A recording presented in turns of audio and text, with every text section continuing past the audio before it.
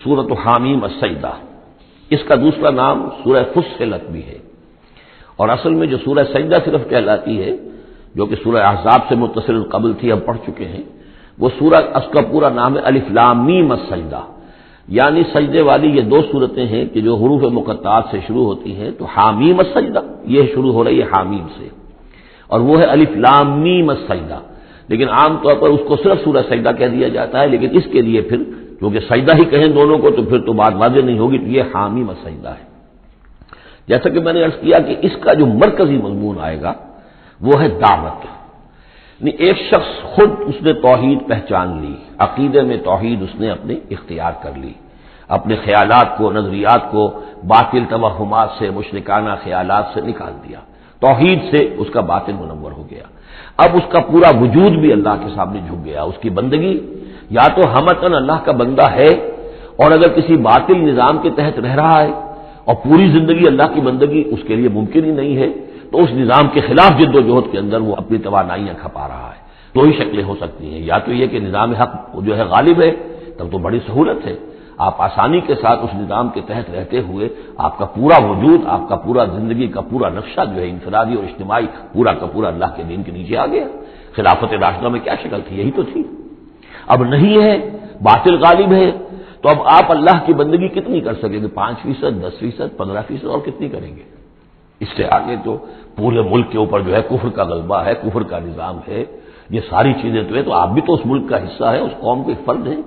تو اب اس کا کفارہ کیا ہوگا کہ اس معاشرے کے اندر آدمی رہے انڈر پروٹیسٹ، اس کو ذہناً کبھی ریکنسائل نہ کرے،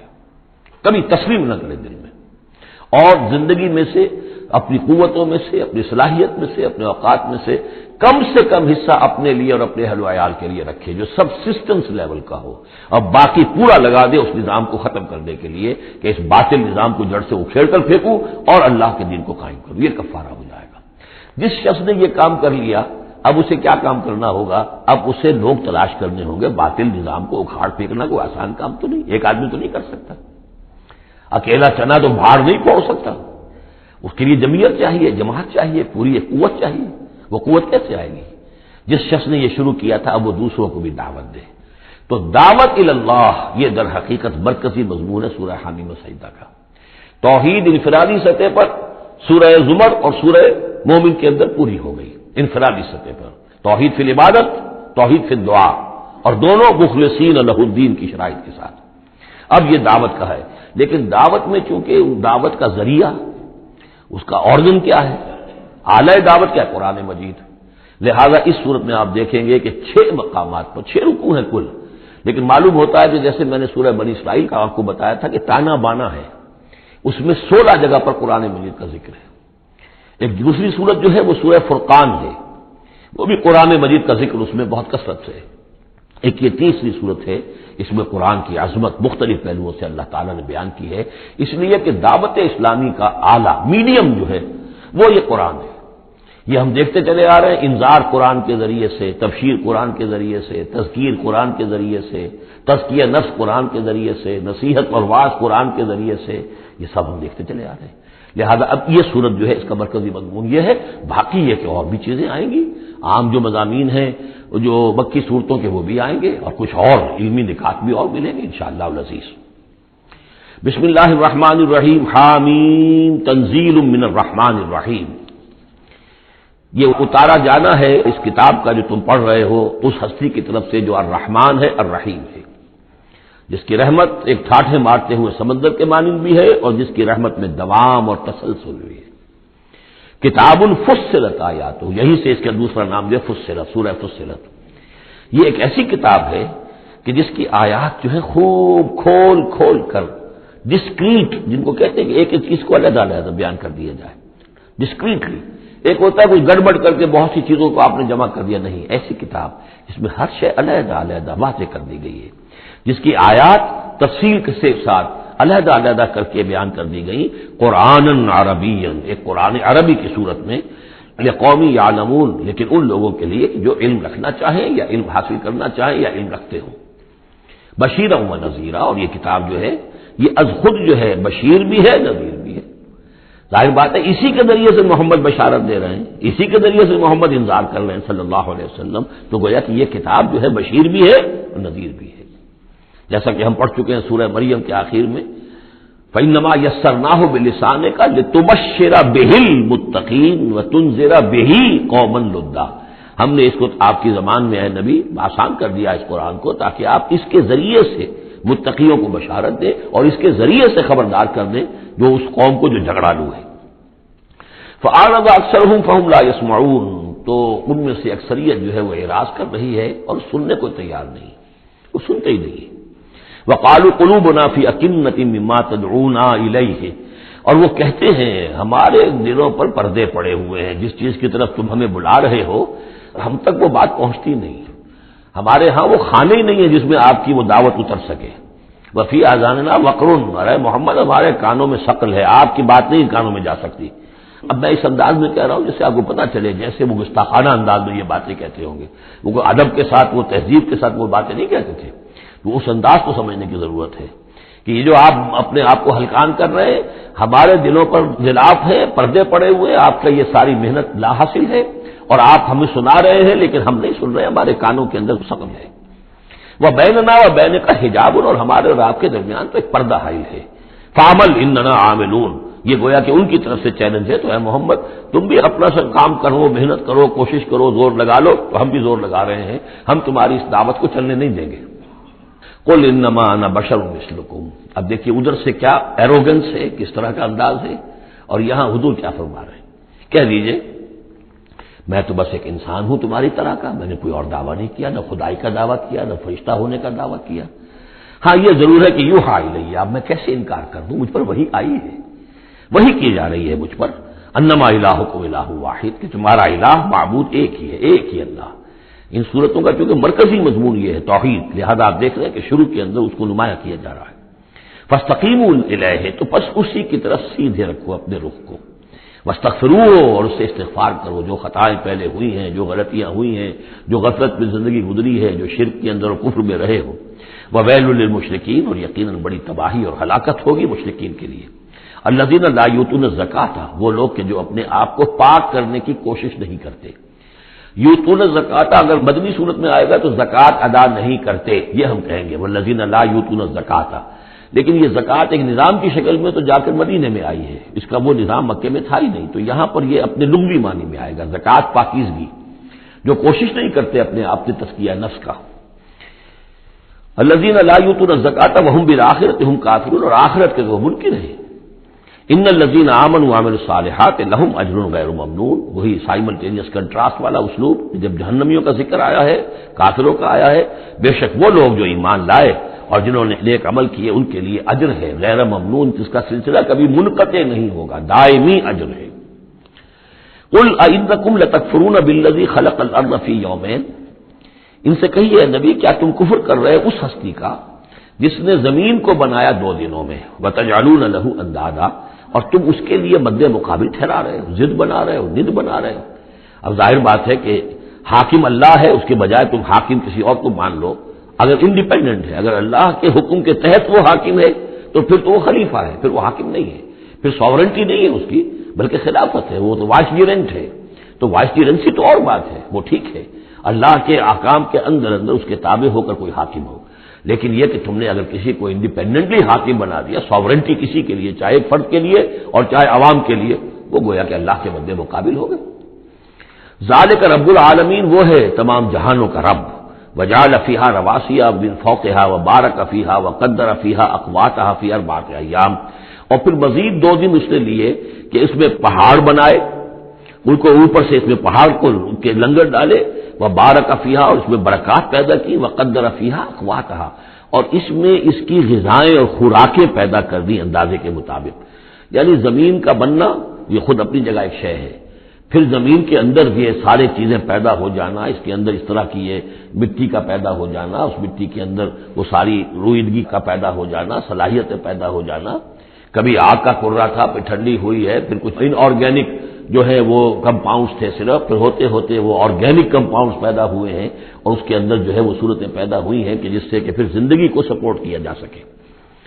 تو یہ ہوا 4 دنوں میں، یعنی 2 دن اور اس میں لگے، سوال اب یہ ظاہر بات ہے کہ یہ چیزیں رہیں گی ابھی تک، تاحال یہ بالکل آیات متشابہات میں سے، اس کی تفصیل کو ابھی ہم نہیں جانتے۔ سوال سائلین، اور یہ ساری جو ہم نے اس میں رکھ دی ہے صلاحیت روئندگی ہے، خوراک رکھ دی ہے تمہارے لیے، یہ سب کے لیے ہے برابر۔ اس میں یہ ہے کہ ہم نے کسی کے لیے کوئی خاص جو ہے اس میں وہ اضافی حصہ نہیں رکھا ہے۔ ثم استوى الى السماء، پھر وہ آسمان کی طرف متوجہ ہوا، وہی دخان، اور ابھی وہ ایک دھوئیں کے مانند تھا، یعنی ابھی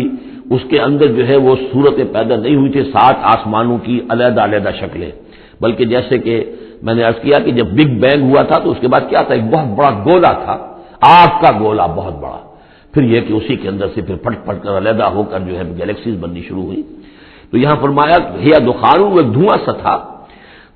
فقال لها وللارض ائتيا قولا وكرها، تو اللہ تعالیٰ نے اس سے بھی کہا،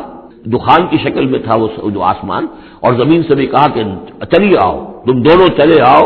چاہے اپنی خوشی سے، چاہے زبردستی، چاہے جبرن، ہمارا حکم ہے۔ قالتا اتینا طاعین، دونوں نے کہا کہ ہم حاضر ہیں پوری اپنی خوش دلی کے ساتھ، اپنی پوری دلی آمادگی کے ساتھ۔ فقضاهن 7 سماوات فی یومین،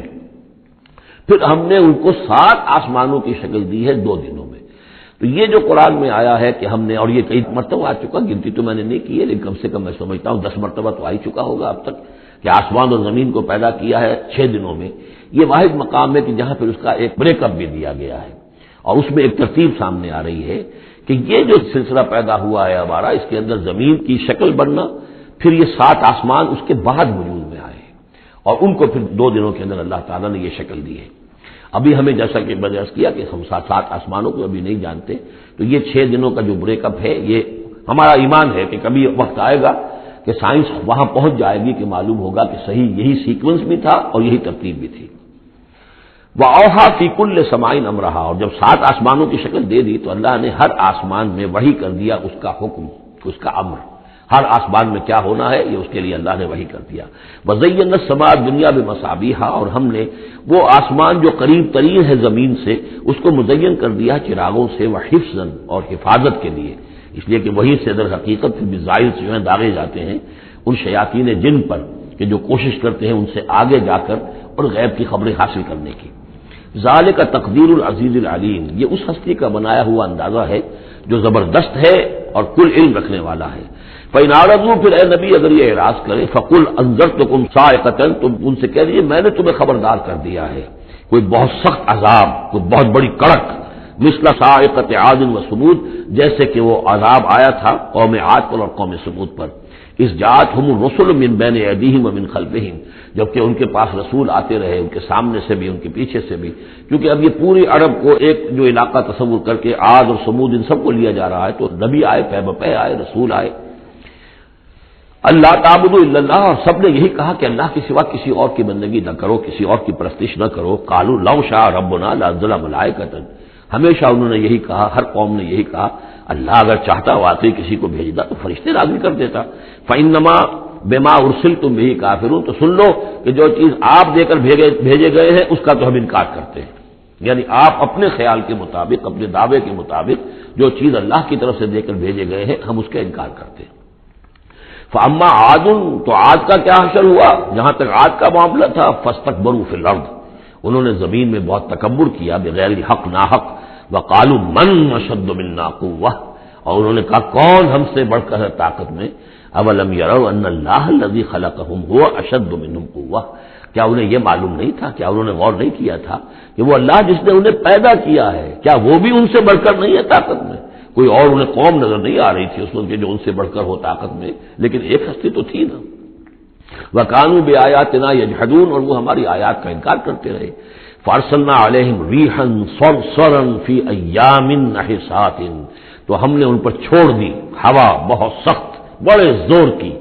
اور یہ جو مصیبت کے دن تھے، نحوست کے دن تھے، فی ایام نحسات، ان میں 7 لیال و 8 ایام، دوسری جگہ آئے گا یہ جو چلی ہے تیز نہایت باد سرسر،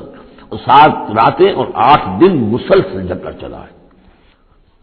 لنذیقہم عذاب الخزی، تاکہ ہم انہیں مزہ چکھائیں رسوا کن عذاب کا، فی الحیات دنیا، اس دنیا کی زندگی میں، والعذاب الآخرۃ اخزی وہم لا ینصرون، باقی یہ کہ آخرت کا عذاب کہیں زیادہ رسوا کن ہوگا اور وہاں کوئی ان کی مدد کرنے والا نہیں ہوگا۔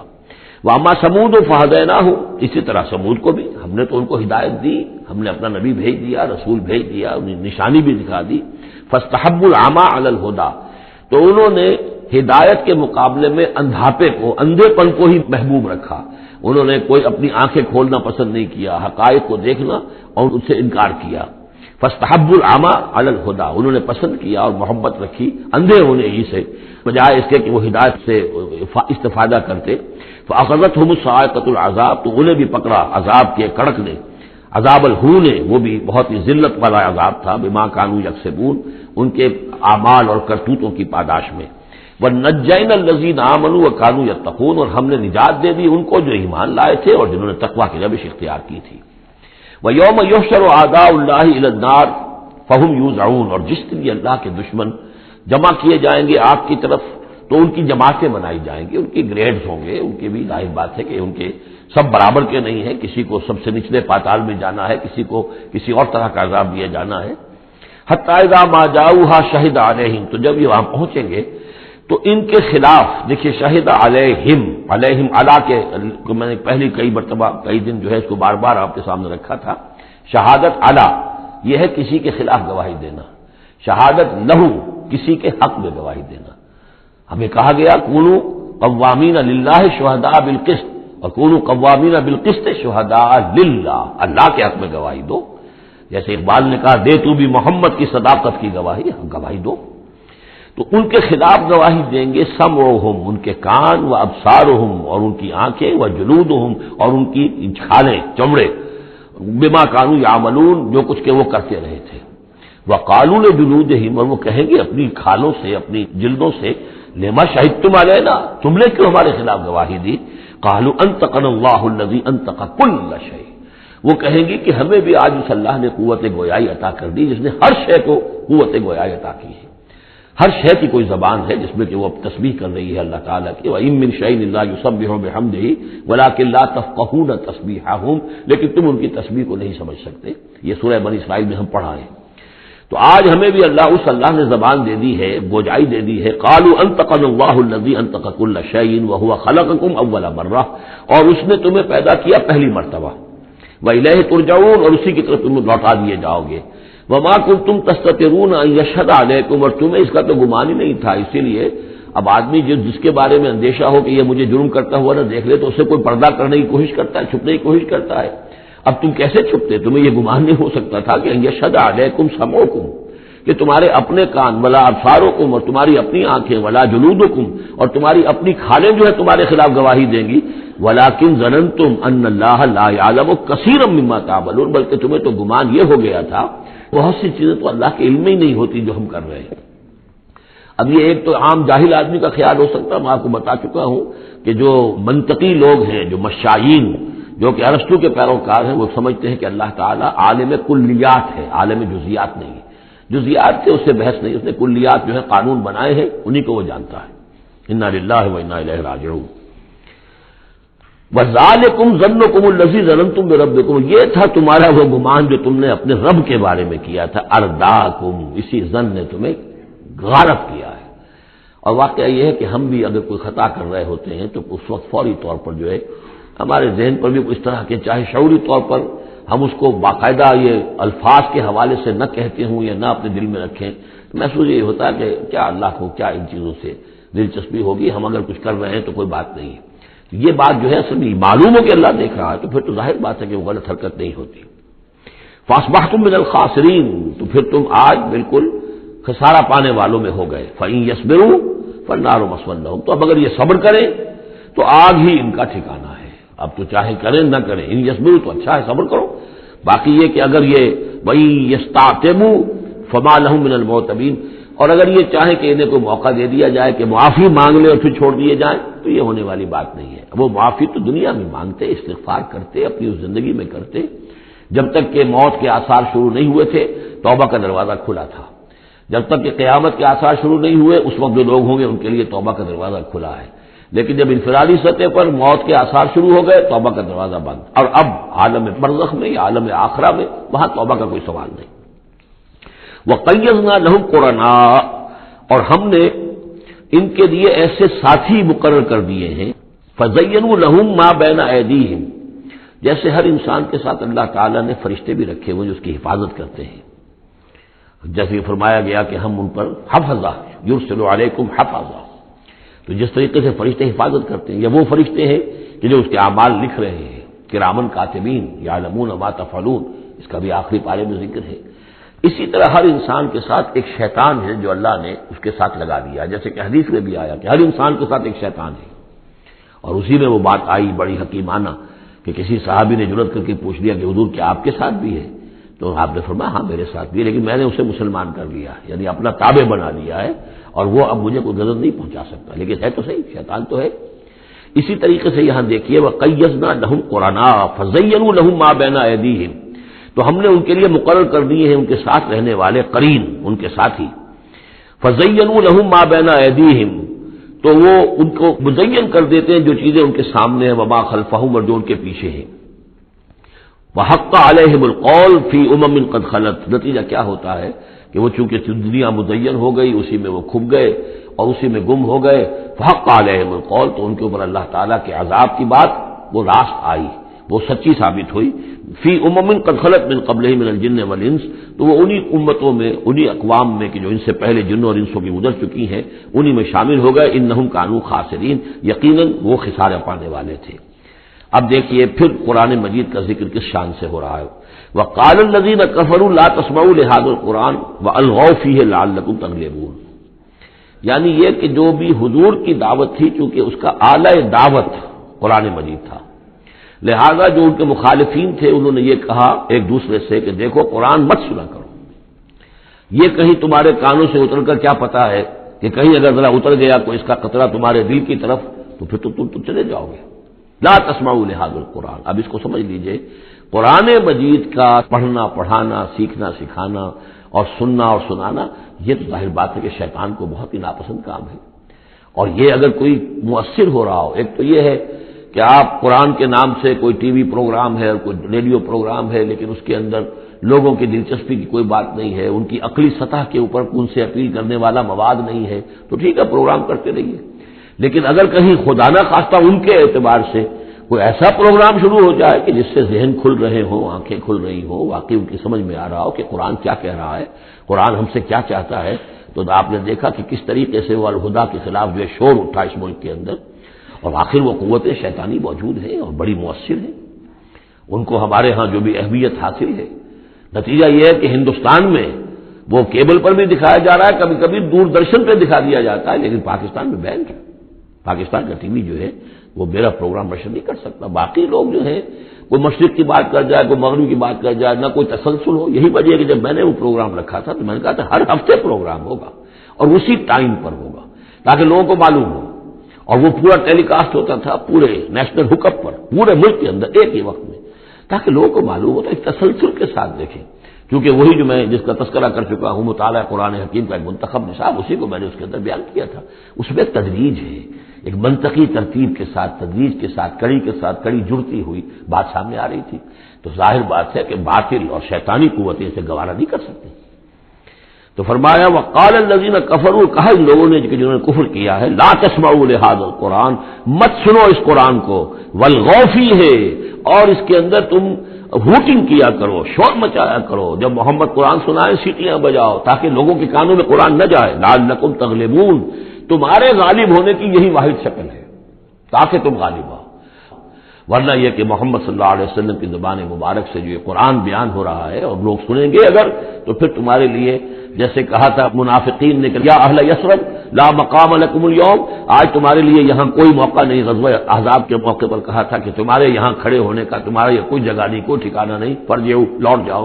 اسی طرح اگر اس قرآن کی دعوت کو نہ روکا تم نے، اور اگر کہیں لوگ اس قرآن کو سنتے رہے تو پھر تمہارا کوئی ٹھکانہ نہیں۔ فَلَنُذِيقَنَّ الَّذِينَ كَفَرُوا عَذَابًا شَدِيدًا، اب دیکھیے اللہ تعالیٰ کا بھی جو غصہ یہاں ظاہر ہو رہا ہے، میرا کلام جو میں نے لوگوں کی ہدایت کے لیے ہدی للناس وبینات من الہدی والفرقان، میری سب سے بڑی نعمت نوع انسانی کے لیے، اس کو اگر یہ روکنا چاہتے ہیں اور نہیں چاہتے کہ لوگوں کے کانوں تک اور ان کے دماغوں تک بات پہنچے، تو ہم ان لوگوں کو فَلَنُذِيقَنَّ، وہی اسلوب ہے بہت زوردار، ہم لازماً ان کو مزہ چکھائیں گے ان کافروں کو عذاباً شدیداً، بہت سخت عذاب کا، وَلَنَجْزِيَنَّهُمْ أَسْوَأَ الَّذِي كَانُوا يَعْمَلُونَ، اور ہم بہت ان کو سزا دیں گے، بہت برا، سب سے برے کام جو یہ کر رہے ہیں ان کے حساب سے ان کی جزا اور ان کی سزا معین ہوگی۔ ذَلِكَ جَزَاءُ أَعْدَاءِ اللَّهِ النَّارُ، یہ ہے جزا، جزا جو ہے ان اللہ کے دشمنوں کی آگ ہے۔ یہ قرآن کے دشمن ہے، اللہ کے دشمن ہے، قرآن اللہ کا کلام ہے۔ لہم فیہا دار الخلد، اور اس آگ میں ان کے لیے ہے ہمیشہ کا رہنا۔ جزاء بما كانوا بآیاتنا یجحدون، بدلہ ہوگا ان کے لیے اس کا کہ وہ ہماری آیات کا انکار کرتے رہے۔ وقال الذين كفروا ربنا ارنا الذين اضلانا من الجن والانس، اور کہیں گے وہ کافر عوام الناس کی ہوں گی، وہ کہیں گے وابلہ کریں گے، پروردگار ہمیں ذرا ان لوگوں کو دکھا دے جنات اور انسانوں میں سے جنہوں نے ہمیں گمراہ کیا، جو ہمیں روکتے رہے، جو ہمارے راستے میں آڑ بن گئے، جنہوں نے ہماری عقلوں پر پردے ڈال دیے، ذرا ان کو ہمارے سامنے لا، تاکہ نجعلہما تحت اقدامنا، ہم انہیں اپنے قدموں کے نیچے رونے کہ انہوں نے ہمیں اس کتاب سے روکا، انہوں نے ہمیں محمد صلی اللہ علیہ وسلم سے ورغلایا، ان سے ان کے بارے میں طرح طرح کے شکوک و شبہات ہمارے دلوں میں پیدا کیے، اور اس دعوت سے ہمیں ہمارے اور اس دعوت کے مابین آڑ بن گئے، روک بن گئے۔ وقال الذين كفروا ربنا ارنا الذين اضلانا من الجن والانس نجعلهما تحت اقدامنا ليكونا من الاسفلين، تاکہ وہ ہو جائیں سب سے نیچے والے، سب سے گھٹیا۔ ان الذين قالوا ربنا الله، اب یہاں سے جو 7 آیات آ رہی ہیں اس سورہ مبارکہ کی، یہ ہمارے منتخب نصاب کا جس کا ذکر آج بھی ہو گیا ہے، اس کا جو پہلا حصہ ہے اس کا یہ چوتھا درس ہے۔ پہلے حصے میں 4 درس ہیں، اور میں نے عرض کیا تھا آپ کو کہ اس میں دروس جو ہیں وہ جامع ہے۔ سورۃ العصر نجات کے لیے 4 شرطیں بیان کر رہی ہیں، والعصر ان الانسان لفی خسر الا الذین آمنوا وعملوا الصالحات وتواصوا بالحق وتواصوا بالصبر۔ یہ سب سے چھوٹی صورتوں میں سے 3 ہی صورتیں، 3 آیتوں کی، ان میں سے ایک یہ ہے۔ پھر یہی مضمون آیت البر، آیت نمبر 177 سورہ بقرہ۔ پھر یہی مضمون سورہ لقمان کا دوسرا رکوع، حضرت لقمان کی شخصیت کے حوالے سے، اور یہ ہے اس کا کلائمیکس، یہ چوٹی ہے، یعنی یہ کہ ایمان کی چوٹی کیا ہے،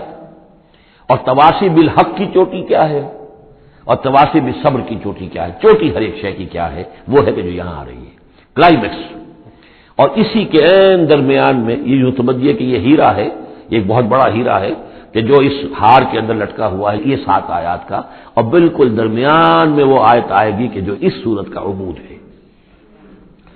ان الذین قالوا ربنا اللہ ثم استقاموا، بے شک وہ لوگ جنہوں نے کہا ہمارا رب اللہ ہے پھر اس پر جم گئے۔ یہ استقامت میں قیامت ہے، قیامت مضمر ہے۔ اللہ کو کہہ دینا کہ میں نے اللہ کو مانا آسان ہے، اس پر جم جانا آسان نہیں ہے۔ جم جانے کا مطلب یہ کہ دل بھی ٹھک جائے، توکل بھی اسی پر ہو، اس کی رضا پر انسان راضی رہے، کوئی شکوہ شکایت اس کے کسی فیصلے کے خلاف اپنے دل میں نہ پیدا ہو، اور پھر یہ کہ اللہ تعالیٰ جو حکم دے رہا ہے اس کو بجا لائے انسان تن من دھن کے ساتھ، ان صلاتی و نسکی و محیایا و مماتی للہ رب۔ ٹھکنے کا مطلب تو یہ، اسی کے لیے حضور سے بھی ایک مرتبہ کسی ایک صاحب نے سوال کیا تھا، حضور میں زیادہ لمبی چوڑی باتیں نہ سمجھ سکتا ہوں نہ یاد رکھ سکتا ہوں، مجھے تو اسلام کی حقیقت اور دین کی حقیقت ایک جملے میں بتا دیجئے کہ اسے میں گرہ سب باندھ لوں۔ آپ نے فرمایا قل آمنت باللہ ثم استقیم، کہو کہ میں اللہ پر ایمان لایا اور پھر جم جاؤ۔ اب جم جانے میں استقامت میں قیامت ہے، جن کا اطمینان ہو کہ میرا رب اللہ ہے۔ اب ان کا دیکھیے مقام کیا ہے، یہ ہے ایمان کی چوٹی، الا الذین آمنوا وعملوا الصالحات۔ ایمان اور عمل صالح کی چوٹی یہ ہے کہ آپ کا دل ٹھک جائے کہ میرا پروردگار، میرا حاجت روا، میرا پالنے والا، میرا مشکل کشا،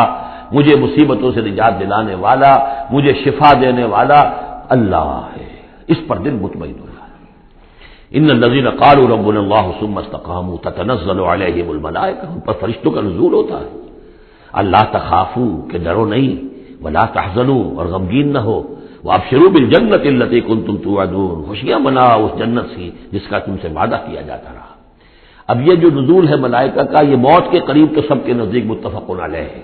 لیکن دوران حیات دنیاوی بھی فرشتے آتے ہیں، بدر میں آئے ہیں، ان ثبت الذین آمنوا، اللہ نے فرشتوں کو بھیجا کہ اہل ایمان کو جماؤ، تو یہ اثناء حیات میں بھی۔ وَلَكُمْ فِيهَا مَا تَشْتَهِي أَنفُسُكُمْ نَحْنُ أَوْلِيَاؤُكُمْ فِي الْحَيَاةِ الدُّنْيَا وَالْآخِرَةِ، ہم تمہارے ساتھی ہیں دنیا کی زندگی میں بھی اور آخرت میں بھی۔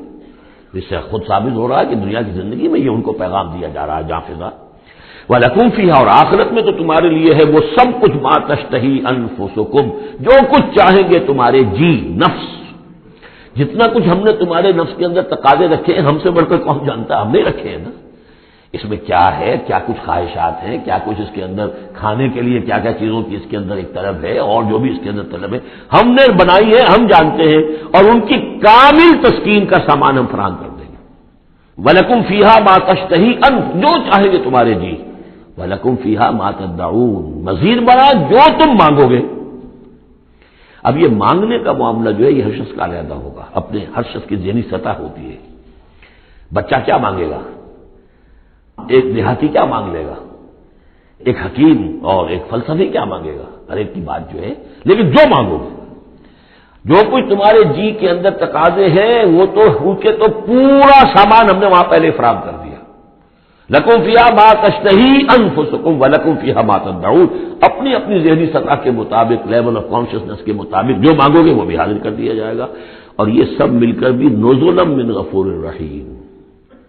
یہ ابتدائی مہمان نوازی ہوگی اس غفور اور رحیم کی طرف سے۔ اصل ضیافت تو وہ ہے ما لا عین رأت ولا اذن سمعت وما خطر علی قلب بشر،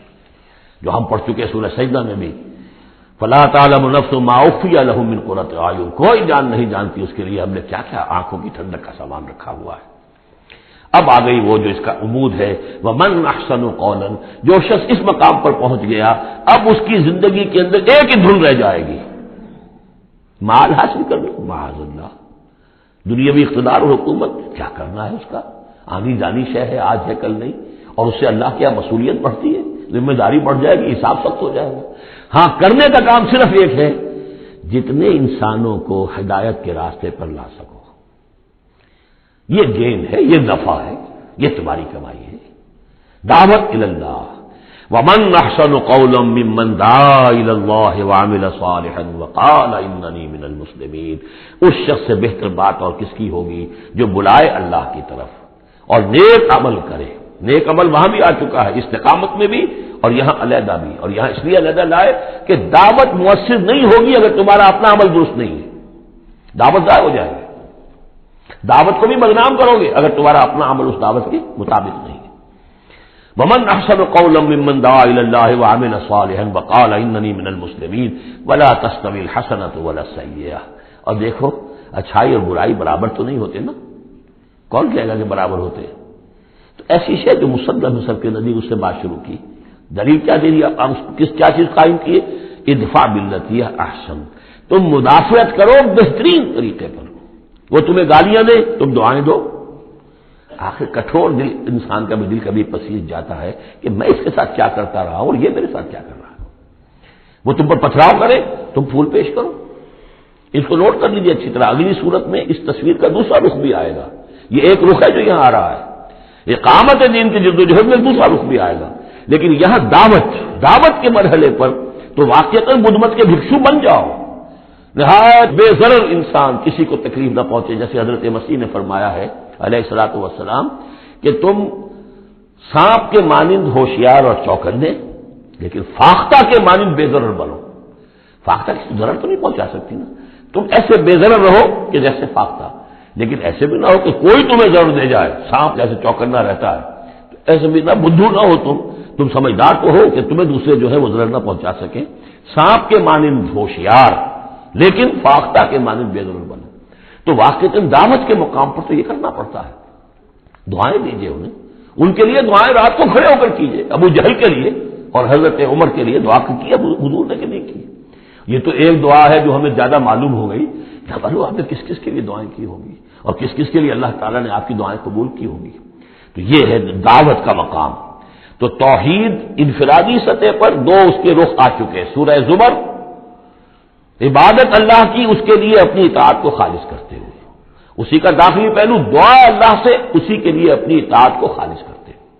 اب یہاں سے فرد سے یہ نکلے گی، وہ دوسرے افراد تک جائے گی، متعدی ہوگی یہ دعوت، تاکہ اب ایک جماعت وجود میں آئے، گروہ وجود میں آئے، جو سورہ آل عمران میں ہم نے پڑھا تھا وَلْتَكُن مِّنكُمْ أُمَّةٌ يَدْعُونَ إِلَى الْخَيْرِ وَيَأْمُرُونَ بِالْمَعْرُوفِ وَيَنْهَوْنَ عَنِ الْمُنكَرِ، جماعت ہوگی تو یہ کام کرے گی۔ وَمَنْ أَحْسَنُ قَوْلًا مِّمَّنْ دَعَا إِلَى اللَّهِ وَعَمِلَ صَالِحًا وَقَالَ إِنَّنِي مِنَ الْمُسْلِمِينَ، اور کہے کہ میں بھی مسلمانوں میں سے ہوں، میں اپنے آپ کو کوئی بہت میرا زوم نہیں ہے، میرا کوئی دعویٰ نہیں ہے، میں بھی عام مسلمان ہوں۔ ولا تستوی الحسنۃ ولا السیئۃ ادفع بالتی ہی احسن فاذا الذی بینک وبینہ عداوۃ، تو تم دیکھو گے کہ وہی شخص کے جس کے اور تمہارے درمیان آج دشمنی ہے، کأنہ ولی حمیم، ایسے ہو جائے گا جیسے تمہارا پشت پناہ ہے، مددگار ہے، حمایتی ہے، بہت گرم جوش۔ انسان آخر انسان ہوتا ہے، کوئی شخص آپ کی برائی کے اوپر کمر باندھے ہوئے اور آپ اس کی بھلائی کے لیے کوشش ہو، ایک وقت آئے گا کہ وہ ہتھیار پھینک دے گا۔ وما یلقاها الا الذین صبروا، اب یہ صبر کا وہ مقام ہے جس تک پہنچنا آسان کام نہیں ہے۔ فرمایا نہیں پہنچ سکتا ان چیزوں کو، اور نہیں ہو سکتی یہ بات مگر انہی کو جن میں صبر کا مادہ ہو، پورا ٹھوک ٹھوک کر بھرا ہوا ہو، کوٹ کوٹ کر بھرا ہوا ہو۔ وما یلقاها الا ذو حظ عظیم، اور نہیں یہ چیزیں ملتی، یہ بات اور یہ مقام تک رسائی ہوتی مگر صرف ان کی جو بڑے حظ عظیم، بڑے نصیبے والا ہے۔ یہ لفظ قرآن مجید میں سورہ قصص میں آیا تھا کہ قارون کو دیکھ کر لوگوں نے کہا تھا کہ یہ تو انہ لذو حظ عظیم، اس کے ٹھاٹ باٹ دیکھو، اس کی سواری دیکھو، اس کا لباس دیکھو، اس کے قدم و حجم دیکھو، یہ تو بڑا نصیب والا ہے۔ وہ پھر جب وہ دھسا دیا گیا تو انہوں نے کہا کہ اللہ کے ہم پر بڑی نعمت ہوئی کہ ہمیں اس طرح کا اس نے مال نہیں دیا کہ ہمیں بھی دھسا دیتا۔ لیکن حظ عظیم ہے تو یہ ہے جو اس کردار کے لوگ ہوں، ان الذین قالوا ربنا اللہ ثم استقاموا ومن احسن قولا ممن دعا الی اللہ وعمل صالحا، پھر ادفع بالتی ہی احسن، اس طریقے سے وما یلقاها الا الذین صبروا وما یلقاها الا ذو حظ عظیم واما ینزغنک من الشیطان نزغ فاستعذ باللہ، اور اگر کبھی شیطان سے تمہیں کوئی چھوٹ لگنے ہی لگے، یعنی کبھی غصہ آنے لگے، کسی نے کچھ کہا اور غصہ آیا، اندر سے محسوس ہوا، فاستعذ باللہ، فوراً اللہ کی پناہ طلب کر لو کہ اللہ تعالی اللہ مجھے بچا اس سے، انہ هو السمیع العلیم۔ یہ آیت آ چکی ہے سورہ اعراف میں، وہاں ہوا اضافی نہیں تھا، یہاں گویا کہ اور زور دے کر یقیناً وہی ہے سب کچھ سننے والا اور سب کچھ جاننے والا۔ ومن آیاتہ اللیل والنہار، اور اس کی آیات ہی میں سے ہے رات بھی اور دن بھی، والشمس والقمر، اور سورج بھی اور چاند بھی، لا تسجدوا للشمس ولا للقمر، دیکھو سجدہ مت کرو نہ سورج کو اور نہ چاند کو، واسجدوا للہ الذی خلقہن، بلکہ سجدہ کرو اس اللہ کو جس نے ان سب کو پیدا کیا، ان کنتم ایاہ تعبدون، اگر تم واقعتاً اسی کی بندگی کرتے ہو۔ فإن استکبروا، پھر اگر وہ استکبار کریں، فالذین عند ربک، تو اے نبی اگر یہ سجدہ مجھے کرنے کو تیار نہیں تکبر کی بنا پر، تو وہ فوجوں کی فوجیں جو ہے فرشتوں کی جو میرے پاس ہیں، فالذین عند ربک، جو تیرے رب کے پاس ہیں، یسبحون لہ باللیل والنہار، وہ تو دن رات اس کی تسبیح میں لگے ہوئے۔ وَنَحْنُ نُسَبِّحُ بِحَمْدِكَ وَنُقَدِّسُ لَكَ، یہ تو سورہ بقرہ کے چوتھے رکوع کے شروع میں آئی گیا تھا۔ وَهُمْ لَا يَسْأَمُونَ، اور وہ اس تسبیح کے اندر اور ہماری حمد کرنے میں، یسبحون لہ باللیل والنہار وَهُمْ لَا يَسْأَمُونَ، تھکتے نہیں ہیں، سجدہ کر لیجیے۔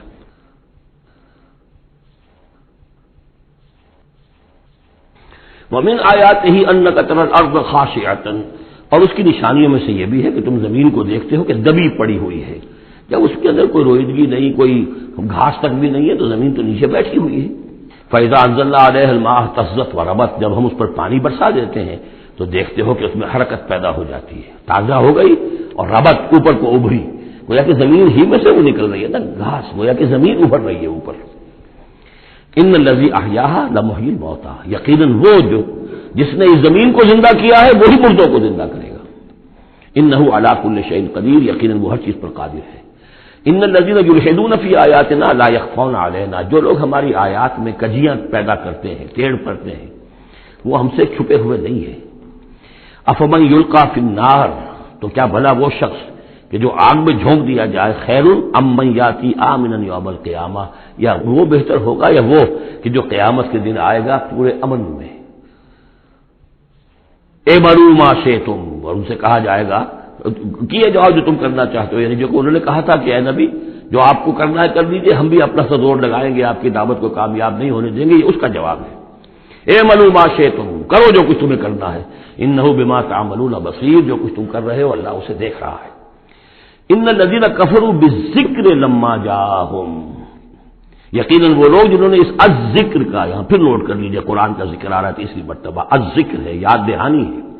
یہ تو تمہاری فطرت کے اندر مخفی جو گواہی ہے اسی کو اجاگر کر کے تمہارے سامنے لا رہی ہے۔ اللہ کی معرفت، اللہ کی محبت تمہاری روح میں ہے، دبی ہوئی ہے، تمہارے ظہور کے پردے پڑ گئے ہیں، تمہاری عدم توجہی ہے جس کی وجہ سے کہ تم اپنے آپ کو بھول گئے ہو۔ ولا تکونوا کالذین نسوا اللہ فانساہم انفسہم، ورنہ یہ کہ اب یہ قرآن ہم نے اتار کیا ہے تاکہ یہ ذکر ہے جو ان کے پاس آیا ہے. ان الذین کفروا بالذکر لما جاءہم، یہاں پھر آگے محذوف ہے کہ ان کی شامت آئی ہوئی ہے.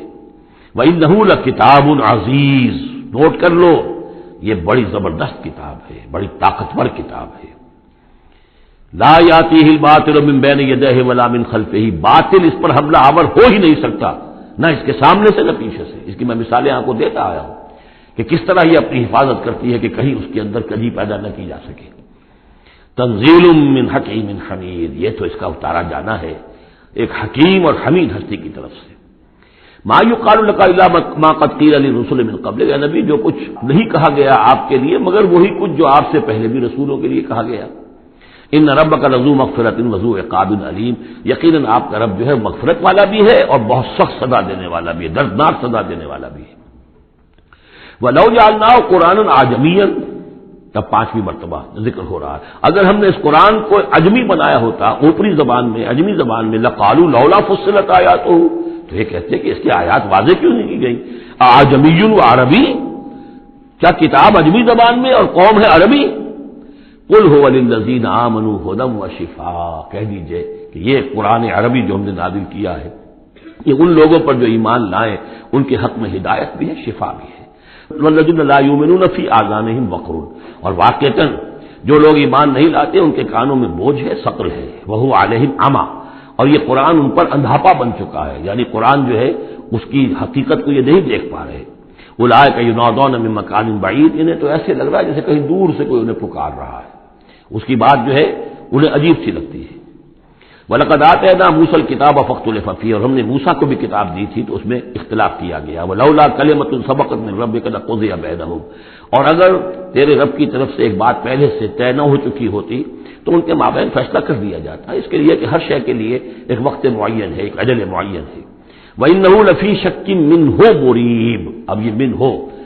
اب وہ اس قرآن کے بارے میں بھی شک و شبے میں مبتلا ہے. پہلے اختلافات ڈالے اور اب جب ہم نے یہ کتاب بھیج دی ہے اس کی وضاحت کرنے کے لیے تو اس کے بارے بھی شکوک و شبہات میں مبتلا. من عمل صالحا فلنفسہ، جو کوئی بھی عمل کرتا ہے نیک وہ اپنے لیے کرتا ہے. ومن اساء فعلیہا، اور جو کوئی بھی برا کام کرتا ہے اس کا جو وبال ہے سارا کا سارا اسی پر آئے گا. وما ربک بظلام للعبید، اور نہیں ہے آپ کا پروردگار اپنے بندوں کے حق میں ہرگز ظلم کرنے والا کسی بھی درجے میں. الیہ یرد علم الساعہ وما تخرج من ثمرات من اکمامها وما تحمل من انثى ولا تضع الا بعلمه وَيَوْمَ يُنَادِيهِمْ أَيْنَ شُرَكَائِي قَالُوا آذَنَّاكَ مَا مِنَّا مِنْ شَهِيدٍ وَضَلَّ عَنْهُمْ مَا كَانُوا يَدْعُونَ مِنْ قَبْلُ وَظَنُّوا مَا لَهُمْ مِنْ مَحِيصٍ. صدق اللہ العظیم. اللہ ہی کے حوالے ہے قیامت کا علم کہ قیامت کب آئے گی. وَمَا تَخْرُجُ مِنْ ثَمَرَاتٍ، اور جو بھی نکلتا ہے میووں میں سے ان کے غلافوں کے اندر سے. وَمَا تَحْمِلُ مِنْ أُنثىٰ، اور جو بھی کوئی مادہ اٹھاتی ہے اپنے پیٹ میں حمل. ولا تضع، اور نہ ہی وہ اس کو جنتی ہے الا بعلمہ، مگر وہ اللہ کے علم میں ہوتا ہے. اور اس کو صرف انسانوں پر نہ سمجھیے، تو تمام حیوانات کا معاملہ ہے. اسی لیے یہاں پر عورت کا نام نہیں لیا گیا بلکہ یہ کہ جو بھی ہے من انثیٰ، جو بھی ہے. وَيَوْمَ يُنَادِيهِمْ أَيْنَ شُرَكَائِي، اور جب اس دن کے پکارے گا انہیں کہ کہاں ہے میرے وہ شریک. قَالُوا آذَنَّاكَ مَا مِنَّا مِنْ شَهِيدٍ، تو وہ کہیں گے ہم نے تو آپ سے عرض کر دیا ہے، ہم میں سے کوئی بھی اس کا اقرار نہیں کرتا کہ ہمارا کوئی شریک ہے. یعنی یہ کہ اس وقت وہ بالکل ایسے بے بس ہو جائیں گے کہ وہ نہیں کہہ سکیں گے کہ ہم نے واقعتاً کسی کو سمجھا تھا کہ وہ ہمارا سہارا ہوگا. وَضَلَّ عَنْهُمْ مَا كَانُوا يَدْعُونَ مِنْ قَبْلُ، اور گم ہو جائیں گے ان سے، ان کے ہاتھوں کے طوطے اڑ جائیں گے جن کو وہ پکارا کرتے تھے اس سے پہلے. وَظَنُّوا مَا لَهُم مِّن مَحِيصٍ، اور انہیں یقین آ جائے گا کہ اب کوئی خلاصی کی کوئی شکل نہیں ہے، یہاں سے نجات پانے کی کوئی صورت نہیں. لا یسأم الانسان من دعاء الخیر، انسان نہیں تھکتا ہے خیر مانگتے ہوئے. اگر اس کے پاس دولت ہے اور مانگے گا، اور نعمتیں ہیں اور مانگے گا. وَإِن مَسَّهُ الشَّرُّ، اور اگر کہیں اسے تکلیف پہنچ جائے فَيَئُوسٌ قَنُوطٌ، تو بالکل مایوس ہو جاتا ہے اور نا امید ہو جاتا ہے. وَلَئِنْ أَذَقْنَاهُ رَحْمَةً مِنَّا مِن بَعْدِ ضَرَّاءٍ مَسَّتْهُ، اور اگر ہم انہیں اپنی رحمت کا مزہ چکھا دے اس کے بعد کہ اسے کوئی تکلیف پہنچی تھی. لَيَقُولَنَّ هَٰذَا لِي، تو وہ کہے گا یہ تو میرا ہے ہی، یہ تو میری اپنی صلاحیت ہے، میں نے اپنے مسائل کو حل کر لیا، میں نے جتنی بھی مشکلات تھیں میں نے بڑے اپنے ناخن تدبیر سے تمام عہدے حل کر لیے۔ وما ظن الساعۃ قائمۃ، یہ بالکل وہی الفاظ ہیں کہ جو سورہ کہف میں آئے ہیں کہ دو اشخاص کا مکالمہ ہوا تھا، میں نہیں سمجھتا کہ قیامت وغیرہ کوئی قائم ہونے والی شے ہے۔ وَلَئِن رُجِعْتُ، وہاں رُجِعْتُ تو ہے، یہاں رُجِعْتُ ہے، اور اگر مجھے لوٹا ہی دیا گیا، گویا کہ بالفرض جیسا کہ تم کہتے ہو، اگر واقعتاً ہو ہی گیا، اول تو میرا گمان نہیں ہے، یہ ڈکوسلا سا معلوم ہوتا ہے مجھے، اگر ہو ہی گیا، اِلَىٰ رَبِّي إِنَّ لِي عِندَهُ لَلْحُسْنَىٰ، تو میرے لیے تو پھر وہاں اور اچھائی ہوگی، اس لیے کہ جب یہاں مجھے نوازا ہے، اللہ نے سب کچھ دیا ہے، عزت دی ہے، پیسے دیے ہیں، دولت دی ہے، اولاد دی ہے، تو ظاہر بات ہے کہ میرے اندر کچھ ہے جو اسے پسند آیا ہے، تو یہ کہاں چلا جائے گا؟ میرے اندر جو خیر ہے، جو میرے اندر اللہ تعالیٰ کی محبوبیت کی کوئی چیز ہے، تو وہ وہاں بھی قائم رہے گی اور اللہ تعالیٰ وہاں بھی مجھے دے گا۔ فَلَنُنَبِّئَنَّ الَّذِينَ كَفَرُوا بِمَا عَمِلُوا، تو پھر ہم پوری طریقے سے جتلا دیں گے ان کافروں کو جو کچھ کے عمل انہوں نے کیے ہوں گے، وَلَنُذِيقَنَّهُم مِّنْ عَذَابٍ غَلِيظٍ، اور انہیں لازماً مزہ چکھائیں گے بہت ہی گاڑھے عذاب کا۔ وَإِذَا أَنْعَمْنَا عَلَى الْإِنسَانِ أَعْرَضَ وَنَأَىٰ بِجَانِبِهِ، اور جب ہم انسان پر نعمتوں کی بارش کر دیتے ہیں تو پھر وہ ذرا اپنا رخ پھیر لیتا ہے اور اپنی جانب ایک جانب کو مڑ جاتا ہے، پہلو موڑ لیتا ہے۔ وَإِذَا مَسَّهُ الشَّرُّ فَذُو دُعَاءٍ عَرِيضٍ، اور جب کوئی تکلیف اسے پہنچتی ہے تو بڑی لمبی چوڑی دعائیں کرنے لگتا ہے۔ قُلْ أَرَأَيْتُمْ إِنْ كَانَ مِنْ عِندِ اللَّهِ ثُمَّ كَفَرْتُمْ بِهِ، اے نبی ان سے کہیے کہ ذرا سوچو، تھوڑی دیر کے لیے فرض کر لو کہ یہ جو میں پیش کر رہا ہوں قرآن یہ اللہ ہی کی طرف سے ہو، امکان تو ہے نا، 1%، 2%، 3%، کسی درجے میں تو امکان ہے۔ ثُمَّ كَفَرْتُمْ بِهِ، اور پھر تم نے اس کا کفر کیا، من اضل ممن هو فی شقاق بعید، تو کون ہوگا زیادہ بھٹکا ہوا اس سے کہ جو اس طرح کی زندہ کے اندر جا پڑا ہے۔ یعنی سوچو ذرا، غور کرو، جیسے اس سے پہلے آیا ہے کہ میں تم سے کہتا ہوں ایک ایک کر کے، دو دو کر کے، اکیلے اکیلے، دو دو مل کر گفتگو کرو، سوچو سمجھو کہ کیا اس شخص کے اندر کوئی دیوانگی کے آثار ہیں، کوئی ان کے اندر کوئی، کبھی ان کی زندگی کے اندر اس سے پہلے جو 40 برس تمہارے درمیان بسر کی ہے کبھی کوئی جھوٹ بولا ہے۔ اب یہ آخری مرتبہ پھر قرآن مجید کا ذکر آ رہا ہے اور یہ سب سے اہم ہے ہمارے اس موجودہ دور کے لحاظ سے۔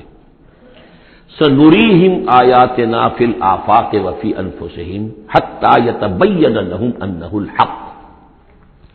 ان قریب ہم انہیں دکھائیں گے اپنی آیات، آفاق میں بھی، یہ پوری کائنات جو ہے، آسمان اور زمین، آفاق، وفی انفسہم، ان کی اپنی جانوں کے اندر بھی، حتیٰ یتبین لہم انہ الحق، یہاں تک کہ یہ بات بالکل واضح ہو جائے گی ان کے لیے، مبرہن ہو جائے گی کہ یہ قرآن حق ہے۔ اس سے اشارہ ہو رہا ہے اس معلومات کے ایکسپلوژن کی طرف کہ جو آج ہو رہا ہے، اور یہ کوئی زیادہ پرانی بات نہیں ہے، یہ زیادہ یوں سمجھیے کہ یہ سائنس کی ڈیولپمنٹ 200 برس کا ہے معاملہ، اور اس میں بھی جو ایکسپلوژن ہوا ہے یہ تو